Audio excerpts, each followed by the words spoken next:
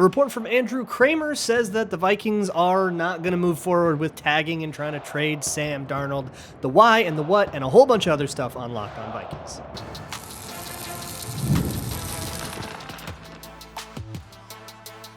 You are Locked On Vikings, your daily Minnesota Vikings podcast, part of the Locked On Podcast Network, your team every day. What's up, everybody? Welcome to the Locked On Vikings podcast, where we're always trying to learn something new. It's part of the Locked On Podcast Network, your team every day. Thank you so much for making Locked On Vikings your first listen of the day every single day. I appreciate my hashtag everydayers so very much. Today's episode is brought to you by FanDuel. Right now, FanDuel customers can get $150 in bonus bets if your first $5 bet wins. It's Friday. Usually that would be 4-0 Friday. We'd be talking about the draft, but 4-0 is in parts unknown right now. He's currently on a lovely vacation in Mexico. It's just ending. I think he's in the air while I'm recording this. So we'll catch up with him next week, but a bit of a convenient time for this to happen because with the combine getting into gear, so much stuff is going on. I've got a ton of random headlines to give you, so I'll try to flash through those a little later, but the biggest one is this report from Andrew Krammer of the Star Tribune. Went on Vikings Happy Hour, a Climbing the Pocket podcast. I've been on that one too. Love those guys. And did a kind of a roundup of all the things he had been hearing. And I think the reports are going to come to the Star Tribune in earnest pretty soon. And Ben Gessling's about to drop a newsletter with a whole bunch of answers and stuff about all the stuff that they've been hearing and doing their reporting at the combine. So we're going to get some more concrete answers. But for now, it seems like Andrew Krammer doesn't think that the Vikings are going to tag and trade Sam Darnold. And the rationale that he gave was interesting. So we'll get into that. And also, the D lineman ran. Derek Harmon ran a really good 40, and I want to talk about him in particular. He's been somebody mocked to the Vikings a lot, so he's worth going into. So that's actually where we're going to wrap up the show, is by talking about a good old DT prospect for your trenches needs. So the report is that the Vikings, quote, do not anticipate tagging Sam Darnold ahead of the deadline. That means, of course, they're not going to do the tag and trade. And with everything that they've been saying up to this point, him walking seems like that we've now learned that was the decision that was made. The order of events and the day that we are learning this, the particular time that we are learning this, is not a coincidence to me. If you remember a couple days ago, if you're an everydayer, hashtag everydayers, we've been following this. There was this weird report from Ian Rappaport, this very kind of flowery assessment of the Vikings situation and how, oh my God, they love where they're at so much that, they can maybe they're looking at a comp pick that they really like, and then maybe they get more and all this stuff, and really hinting at the idea of tagging him and trading him and trying to get more than that compensatory pick, but very clearly laying out the compensatory pick as the price. You want to get Sam Darnold, you got to beat this because we know we're going to get this. I've gotten a lot of pushback from that, by the way, from YouTube comments on the certainty that they're going to get a comp pick. Let me maybe clarify the thing. I know that that pick can get canceled if they sign enough big time free agents, but that can be navigated. You can trade for players instead. You can sign non-compensatory free agents, guys that are getting cut, guys that had void years. Not everybody counts toward the compensatory formula. And the Vikings have a lot of departing free agents that will compete for starting roles and will likely make compensatory money. They lead the league in departing snaps. Part of that is because half the season they started with Cam Robinson. Sam Darnold started all year, right? Right now it looks like both Cam Akers and Aaron Jones are headed out all year. But re-signing guys doesn't hit you on the formula. They're going to sign a lot of free agents, but some of those will be re-signs. So they are... you can navigate that stuff. Some of your most expensive things, your big needs, can be non-compensatory options, and you can navigate the thing accordingly. And I would even go so far as to say, as if the Vikings let Sam Darnold walk instead of trying to tag and trade him and then ruin it by canceling out the comp pick and not even getting it, that's a critiquable mistake. So let's just pencil it in for now. That's going to be the thing, right? Okay, a third rounder in 2026. Can you beat that? Or a fourth rounder in 2025. If you want to do the rule of thumb, just move it down a round if you're going to move it up here. And to me, if I'm going to read the tea leaves a little bit, if I'm going to speculate, perhaps, when somebody like Rappaport, who's very much a mouthpiece for these teams, we can see him getting in trouble for that with certain ESPN reporters at certain coffee chain locations, that he will go out and say what the people want, what the powers that be in the NFL want him to say, whether the powers that be are Tom Brady or a GM or a coach or an agent or whatever, whoever's giving him that scoop. He will say it, right? He won't editorialize, for better or for worse. And so when Ian Rappaport comes out and says, yeah, the Vikings are really excited about where they're at, and they've got this option where maybe they can beat a third-round comp pick, that's the Vikings via Rappaport, because Kwesi can't come out on the podium and say, hey, we're open to tagging and trading him. What do you want? Like, that would go over a lot differently, but you can go through Ian Rappaport and be like, well, they're very excited about their position, and, hey, maybe we'll see who calls. If you're a GM watching that, and all the GMs do watch NFL Network, you can see it on Hard Knocks, or any time there's like a documentary series in a GM's office, it's on TV. Maybe that's a facade. Maybe that's just something the producers of those docs do. Be like, hey, turn on NFL Network real quick on your TV just to make, just like to satisfy the contract or whatever. Anyways, that gets the word out to other teams. Hey, what's this going to be? And we'll see what calls we get. So 2 days later, it starts to become clear that they don't anticipate doing this. That means they didn't like what they heard. And that's what I thought would happen, where like it just didn't seem like the privilege to negotiate with Sam Darnold exclusively, but from a position where he has $40 million guaranteed already on the deal in the franchise tag that you're never going to get rid of, and having to do that within the timeline of like probably having to have this deal done and agreed to before the league year turns over, because the Vikings aren't going to want to be sitting there holding 41 million cap while, during the whirlwind of free agency and then not be able to participate as much, right? Even if they get the deal done a week after the league year turns over, like that ruins a lot of opportunities for the Vikings. So that, you got to have this done by a certain moment, and you have to kind of promise that you're going to have it done by a certain moment, or the Vikings aren't going to do their part in this by actually activating the franchise tag. So all three parties, the trading team, the Vikings, and Sam Darnold's camp, are all going to need to be on the same page on this. It's a lot of stuff to do at the same time. It's a lot of stuff to do on a short window. And the Vikings decided, you know what? Not going to be worth it. We don't even think we're going to get enough out of it. But Andrew Krammer's logic was more about the logistics of the thing, about not necessarily the value proposition of, do you get a better draft pick by letting him walk, or by trading him, or what's, the risk of holding money and all. Not any of that, but more just the physical logistics of like, can you get a deal hammered out in time? And can you trust that parties you do not control, another NFL team and the agent of a parting free agent of yours, can you trust that they are going to do this on the schedule you need them to do, when it actually doesn't matter to those guys at all once you click the button to franchise? Once you franchise tagged them, you franchise tagged them. And those guys can take their sweet time, and all you can do is complain about it. So I get it. I get not doing it. Amidst all of this has been a constant reaffirmation that J.J. McCarthy is the long-term guy for the Vikings. Like, he is. There is no other option. And while Andrew Krammer on that show did mention that, like, yeah, the Vikings are still open to bringing Sam Darnold back, that it's not going to be the long-term deal that Sam Darnold is going to want. Sam Darnold is at the peak of his power right now, and he is 27 years old. He is playing as good a football as he has ever played. This is the time to cash in. This is the time to lock in a 4-year deal at this price, at this level. If you lock in a 1-year deal with the Vikings right now and you go, 9-8, and you throw 20 interceptions and it doesn't work as well because the magic is gone, because, guys ebb and flow, and you just have a more down year, then you stand to lose a lot of money. So Sam Darnold, very much not interested in anything but a long-term deal right now, and it would be insane for him to be interested in a long-term deal. The only way to get him short-term would be to force the issue with the tag.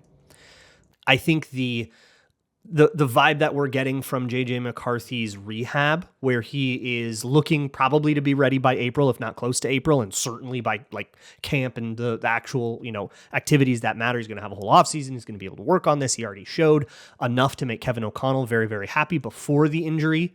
I think that is mattering. Like, the fact that he had a good camp, or at least one that Kevin O'Connell found himself satisfied with, and the way that he participated during his rehab process in the QB rooms and the mental side of things, that the Vikings at large, whether that's O'Connell, Kwesi, whatever the brain trust is, feel good about handing their careers to J.J. McCarthy. Make no mistake, if J.J. McCarthy busts out, we look back at this decision and go, my God, they should have kept Sam Darnold in the building. And everybody who is involved in this decision probably gets fired for being wrong about that. That is not lost on them. They're all risking their jobs here, and they're choosing to risk their jobs on the kid, not on Sam Darnold. There's a gravity to that moment. And, we got to see how it turns out, but this is the moment. They're staking it all on this. They got more to lose than you do, that's for sure. But it's not the only thing that's coming out of the combine right now. We've got more injury news. We've got some draft stuff. We've got some other rumors from around the league. There's a lot to get to here on Locked On Vikings. Today's episode of Locked On Vikings is brought to you by FanDuel, America's #1 sportsbook. When the game tips off, NBA action is just getting started, and there is no better place to get in on it than FanDuel, America's #1 sportsbook. Even if you missed that tip-off, you can make a live bet right in the middle of the game, whether it's right after tip-off and the lines are probably the same as they were pregame or at least very close, or you can wait till halftime and say, I think there's going to be a comeback. You can look for, it's a fourth quarter and we need a 3, and you can make a bet on Anthony Edwards to get a 3 in the fourth quarter. Like he's going to be the one that clutches up. You can make those kinds of predictions like via bets. Whatever it is you want to gamble on, you can go to FanDuel. Of course, there's hockey. There's now baseball as that gets going. Like if you want to do some season like home run futures or whatever, and even some NFL draft props. If you think you know who's going to be #1 overall, you can hit that right now. FanDuel customers can get $150 in bonus bets if your $5 bet wins. Just visit FanDuel.com to join today. That's FanDuel.com for your shot at $150 in bonus bets. Make every moment more with FanDuel, official sports betting partner of the NBA. Moving right along with the Locked On Vikings podcast. There is some other news to get to that is relevant to the Vikings. None of this is a huge deal, but this is a great time to nickel and dime some news, as it all comes out of the combine where, some reporter sees some agent for the first time since the end of the season, and they catch up and they go, oh, hey, Mekhi Blackmon's cleared? Oh, yeah, cool. So Mekhi Blackmon has been cleared for all activity. His ACL injury is behind him. He's good to go. Healthy, set. Obviously, when you go through that rehab, because of, I guess the weight loss thing, that I just learned about. I think I'm just slow on. I think a lot of you already knew about it, but you lose like 30 pounds to rehab a knee injury, or you're encouraged to lose weight to rehab a knee injury to lower stress on that knee while you do the work, and then you got to gain it back. Well, whenever you lose and gain weight, this part I knew before. It doesn't always come back the same way. It doesn't always come back in the same muscle in the same places. And so you don't necessarily have the same power to cut or the same power to push or the same power to jump or run the way that you used to. You might not even have the same gait that you used to. So it all takes a little bit more getting used to, but that's why sometimes guys come back from rehab, and it's not necessarily that their knee didn't heal, it's that their body's different than it used to be, and there's some getting used to there. So what I'm saying is there's still a little bit of like risk to Mekhi Blackmon coming off the injury, but it's not that his injury won't heal. It's not that, he's going to have a setback in rehab or whatever. The rehab is now over. He's now back to regular offseason activities, and for the most part, we can expect the Mekhi Blackmon that we had in 2023 to return in 2025, plus or minus whatever happens in 2 off seasons worth of work plus a rehab thing, however that goes. Pretty nice though to have at least one corner that you can feel like is a rotational. I feel like ideal world, you have 4 corners you feel good about putting on the field, and you can rotate them and you can spell them and you can kind of treat it like a D-line, honestly. Corner, like the secondary does require some chemistry, but the way Flores coaches it, the whole roster up and down, it should have chemistry. It's not like an O-line where you put in a backup that hasn't been, sitting on the bench 1, 2, 3, 4, 5 with you guys all the time and all that. And like you can start to feel problems. It's more that just everybody needs to know what the communication means. So as long as you know the language, then you should be good to go. And we haven't seen, we've only seen 1 year of Mekhi Blackmon in a Flores system, but they were pretty comfortable putting him inside, putting him outside, moving him around the field. So with him, and if they do bring back Byron Murphy, which seems like something from a lot of reports, including this same Krammer interview on Vikings Happy Hour, but also Darren Wolfson on Score North, his Scoops podcast, and a whole bunch of other stuff, is all pointing to the Vikings really, really wanting Byron Murphy back. and Cam Bynum not necessarily being as high a priority, although it's not like they don't want him back too. It's just that getting Byron Murphy back seems to be really important to the Vikings, which kind of runs counter to that report that kind of started it all, which said the opposite that I ran with for like 3 weeks. And now it's totally the opposite thing. It's funny how these things kind of manifest themselves over time. But, for you and I, like, we're not sourced people. We're kind of just at the mercy of what comes out and when it comes out. And we just have to be open and flexible to those things changing. But let's say they get Byron Murphy back. Let's say Mekhi Blackmon is in. Only needing 2 corners, 2 reasonable corners. Bring back like Fabian Moreau or whatever. You got Dwight McGlothern. So your depth's okay. And even if, worst case scenario, Mekhi Blackmon isn't a starting quality player and he's only a backup quality player. Okay, you've got your 3 backup. You got depth. You just don't have starters. And only needing a couple starters is so much better. Like, it's starting to feel so much better than needing, the whole room to be reconstructed from scratch. So these things, what a salve. And over time, the salve comes around and it starts to feel a little better, especially with the signings that go on in the offseason.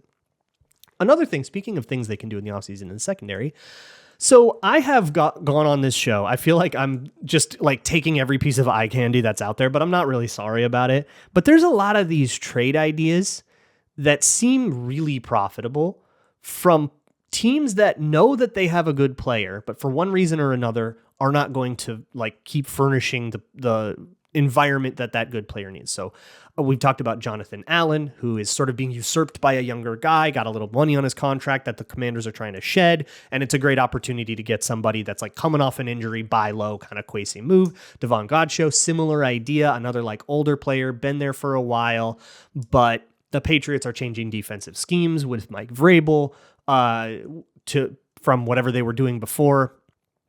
And it was Gerard Mayo. It's still Belichick-y, so I don't know what change that means necessarily. I'm just not as well versed in what Vrabel did with the Titans and how it was like different from Belichick. But whatever that means, like the he's not a fit for that, I guess, anymore or whatever. Plus, he was pretty like visibly disgruntled all year with the Patriots and the losing ways that they had.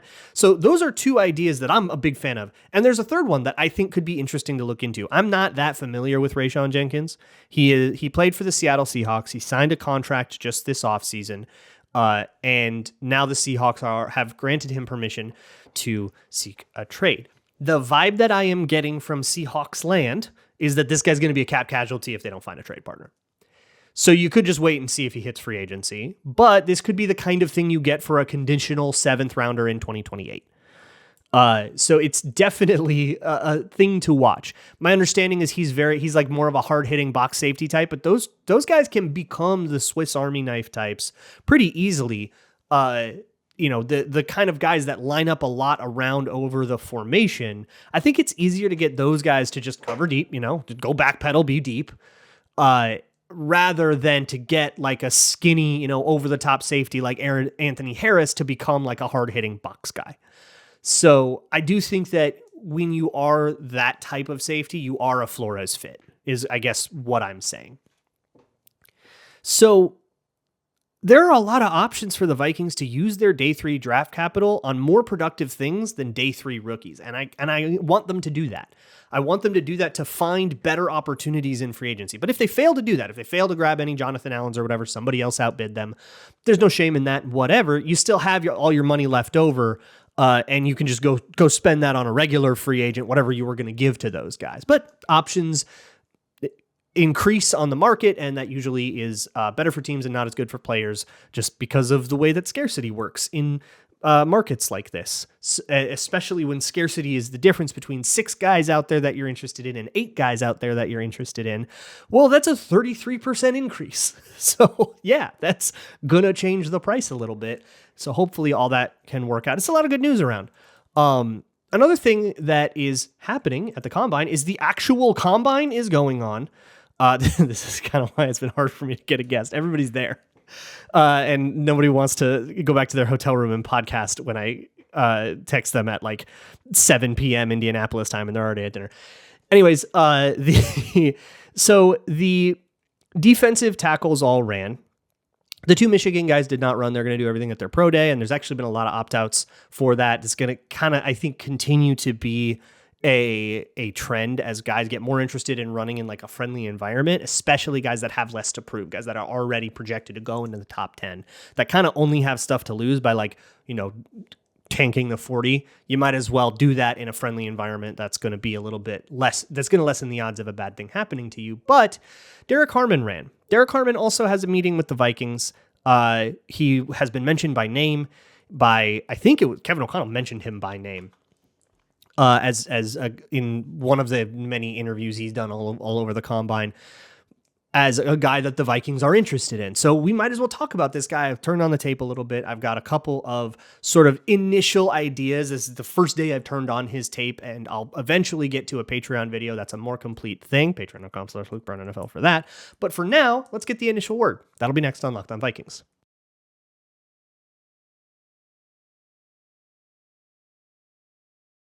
Moving right along with the Locked On Vikings podcast. It is Friday, and usually we would be doing all draft talk all the time on a Friday. And even though there isn't a guest, I figured I could give you some draft talk, right? That's what everybody's going to be thirsty for. So let's talk about Derek Harmon. He's a defensive tackle from Oregon. He ran a crazy 40, like a 4.9 something. Yeah, 4.95. That's pretty nuts for like his size and for, a defensive tackle for the biggest guys. So we've got this like thing of athleticism. Well, here's the deal. For one, the 40 for the D-line is not the most important drill in the world. There can be some equity for it. Like what does it simulate, right? When is a defensive tackle running 40 yards or even 10 yards from his stance like you would, in a 10 split? That's like this measured thing. Plus with tracking data, teams have a much better idea of like player speed, which is also, I think, contributing to all of these opt-outs that we're getting. But for Derek Harmon, okay, so whatever that means to you, he ran a good 40, okay. But on film, he kind of got me thinking about around versus through. And usually this is more of an edge rusher thing. When you're an edge rusher, if you're like a skinny, lanky, kind of length edge rusher where your whole deal is about keeping the other guy off of you. Or if you're a linebacker, like Ivan Pace or even Brian Asamoah coming out, that's smaller, and so your whole deal is like being an evasive rusher, right? You cannot get your hands on me, and I'm gonna, juke and jive and Mr. Miyagi and get your hands off of me. Those are guys that go around, and guys that go through are power players. Or for me, through is also I'm gonna do an engagement with you, and I'm going to do a pass rush move, a swim, a rip, or whatever, and I'm gonna get through you that way. I'm gonna move you out of my way. I'm gonna go straight. Or do I have to rely on my speed? I'm going to take a longer path and rely on my speed to get there in time. Kind of two ways to skin a cat. And at edge rusher, you can absolutely have a career being either or, right? You can be Myles Garrett or you can be an Aiden Hutchinson, and you can, make a career for yourself, whatever like skill level that you're at, right? Different kinds of guy. So in the middle, I have a little less respect for around guys, because you don't always have the luxury of going around. It's a phone booth. You're going to knock into guys. You're going to screw stuff up. But that doesn't mean that it is a useless skill to be able to like go laterally or to, have a lot of agility, be able to get up and around, loop really fast. All that stuff comes in handy, but you got to be able to go through. And to me, this is where I have to psychoanalyze a little bit with the draft. It's tough. Because I have to decide, is he doing it because he can't, or is he doing it because he has a habit? But Derek Harmon really likes to go around. He likes to, and sometimes Oregon would play into this. They'd have him contain rush, they'd have him loop to the outside, or they'd have him, cross somebody's face. And one thing does a great job of doing is getting a lot of lateral space on that first step, but without sacrificing his base. Who was it that I was watching? It was Omar Norman Lott. Luke Inman asked me to watch Omar Norton Lott. He did like a prospect of the day on the Minnesota Football Party, and he was like, "Hey, Luke, I would love your thoughts. What do you think about this guy?" And one of the things that stood out to me about him was he really, really stepped. He would like stanky like that thing, really step laterally and like totally ruin his base and then get washed out. And it's like, yeah, you got to where you were supposed to go, but once you got there, you had no power and you got smoked. This does not happen to Derek Harmon. He gets that space, and it's just a matter of being a better athlete. You don't have to commit and do the splits to get all the way over there. You can step really, really choppy, and you can keep your base about you, and you're just fast.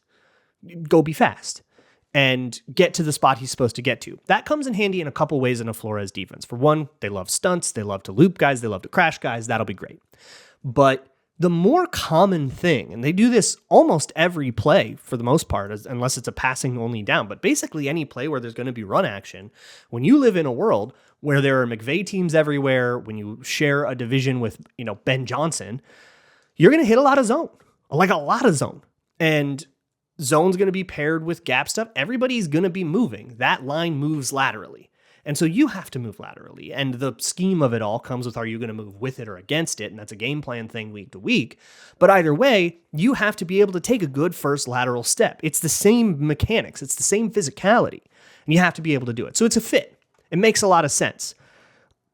I think what ends up happening in the pass rush that I don't love as much, he did a lot of contain rushing because in college, every quarterback can run, right? So sometimes you're playing it passive because you have to. Because that's your part in the pass rush is to be passive, to do contain, to two gap, to make sure there's no escape lane. So what ends up happening in the pass rush is Derek Harmon he's really good at starting. He's really good at getting set up. I love the way that he starts. And I think that that's the harder thing to teach, because it has to happen really instinctually. It has to happen so fast that there's never any time to read or think or make a decision. It has to all be muscle memory and instinct. And I love the way that that works. And I think that that is the kind of thing that makes you a first round player when you're like good at that stuff, right? I love the way that he gets off the ball, that he gets his hands right up into your shirt, right up into your breastplate, and controls your upper body. You want to see who's winning a rep, who's able to win a rep. This is a thing on either side of the trenches that will tell you so much. Who has control of whose pads? Who's got, and you can look at spine angle. This is a Bob Wiley thing, okay? Don't take my word for it. Take Bob freaking Wiley's word for it. Original disciple of Alex Gibbs, right? Your spine angle is going to tell you a lot about where your leverage is. So when we're watching from the outside, this is not something you want to guys aren't thinking about their spine angle, but it can be a useful tool for us as evaluators.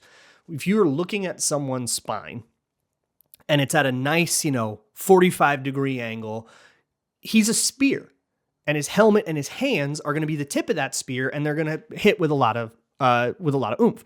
If you are upright, you don't have nearly as much power as if you're leaning into it, right? Hey, move a big couch up the stairs and look what your back does, just naturally, right? So if you watch Derek Harmon, he's got the leverage advantage so often. I loved this about Dallas Turner as well. I think for him, it was making up for a play strength issue. I don't think that's the case necessarily for Harmon. He's a lighter D tackle, but he's still like 295, I think. No, he's 310. What am I talking about? It's light if you're going to be a nose, but that's great for a 3-tech. That's fine. So 310 running 495. Yeah, 495. That's the kind of athlete we're working with, right? So there's not going to be a strength issue, I don't think, but he's just good at getting himself into an advantageous position, getting control of that upper body. That's the start. The finish is the pass rush move. That's the stuff that everybody spends all the time in the world talking about. That's the stuff you're going to find 600 million YouTube videos on: how to do a rep, how to do a swim, how to do a two-hand chop, how to do a Euro step. All those things are the pass rush move, right? And those, he's a little bit hesitant to do. I think gets in winning spots a lot more than he thinks he's in winning spots. And some of that, again, this is why I mentioned the contain thing. Some of that might be he's not allowed to do that and try to chase the quarterback, because once you rip somebody, you have chosen a gap. You're in that gap, they're in their gap. And if the quarterback comes through the gap that you didn't choose, guess what? He's going to get through and it's going to be your fault. So you're not allowed to do that. But I think that kind of college atmosphere has made him a little bit thinky when he gets into that advantageous position. And in the NFL, that's kind of the only way to do it. You can't really just sit there in two gap on the interior. You got to get pressure on the interior. There is more asked of you. So you have to take that risk. And once he gets used to taking that risk, it can work out. But so I want to see him choose to get through more than he gets around. What I haven't seen enough of yet, because this is not a complete evaluation, this is just one point about him that I noticed right off the bat. I want to see times where he does try to get through, like where he does have the luxury of doing the swim move, doing the rip, getting off and getting into the backfield, and see how much I like that. But I'm familiar enough with like the highlight reel where I'm pretty sure I'm going to like it. And so it's going to be one of these things where he can do so much more than he does do. And I think he doesn't do that for college, Oregon reasons that aren't going to apply on the NFL. And you just have to ask him to up the ante and get him used to a little bit more of that killer mentality. And that will come hopefully in time after you draft him. That is my initial Derek Harmon thought. But what I'm going to do is circle back on this guy, do a whole show, do a whole Patreon once I've got the finished thing. So I reserve the right to retract everything I just said about the guy. But hopefully, it's still interesting to talk about the idea of going around versus through and the lateral steps and all this stuff. That's all still very important. But yeah, I reserve the right to change my mind and adjust this as we go forward. That's how draft season works. I will talk to you all next week. And as always, Skol.